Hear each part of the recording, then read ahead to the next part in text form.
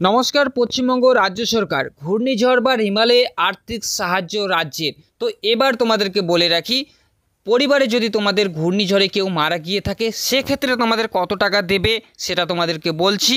Next যে point হচ্ছে, ঘূর্ণিঝড় বা রিমালে যদি তোমাদের আহত হয়ে থাকে, তোমাদের পরিবারে যে কোনো কেউ আহত হয়ে থাকে সেক্ষেত্রে কত টাকা দেবে সেটাও তোমাদেরকে বলছি।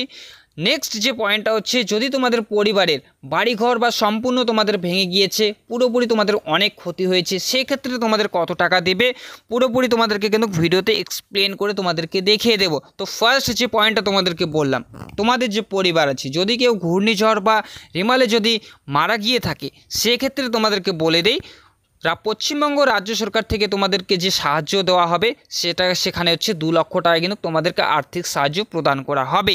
নেক্সট যে পয়েন্টটা হচ্ছে, পরিবারে যদি তোমাদের কেউ আহত হয়ে থাকে, ঘূর্ণিঝড় বা রিমালে যদি আহত হয়ে থাকে সেক্ষেত্রে কিন্তু তোমাদেরকে আহতদের 50,000 টাকা আর্থিক সাহায্য করা হবে পশ্চিমবঙ্গ রাজ্য সরকারের তরফে, যেটা মাননীয় মুখ্যমন্ত্রী মমতা ব্যানার্জি সেটা কিন্তু বলেছিলেন।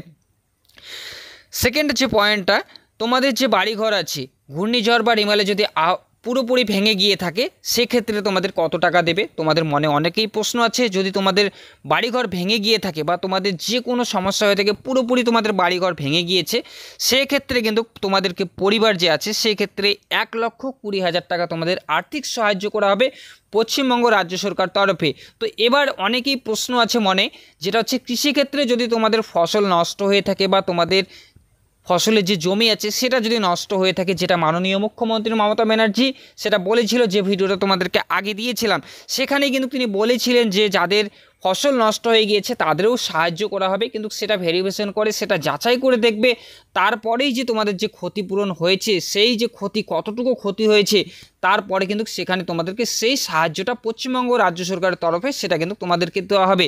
তো এবার যেটা তোমাদেরকে বললাম, যাদের পরিবারে যদি কেউ মৃত হয়ে থাকে তোমাদের, সেখানে পশ্চিমবঙ্গ রাজ্য সরকারের তরফে 2 লক্ষ টাকা দেওয়া হবে তোমাদের। যদি আহত হয়ে থাকে তোমাদের পরিবারে ঘূর্ণিঝড়ে, সেখানে তোমাদেরকে আর্থিক সাহায্য দেওয়া হবে 50,000 টাকা। যদি তোমাদের বাড়িঘর যে আছে পুরোপুরি ভেঙে গিয়েছে সেক্ষেত্রে তোমাদেরকে দেওয়া হবে 1,20,000 টাকা। তো এটাই তোমাদেরকে আজকের ইনফরমেশন দেওয়ার ছিল।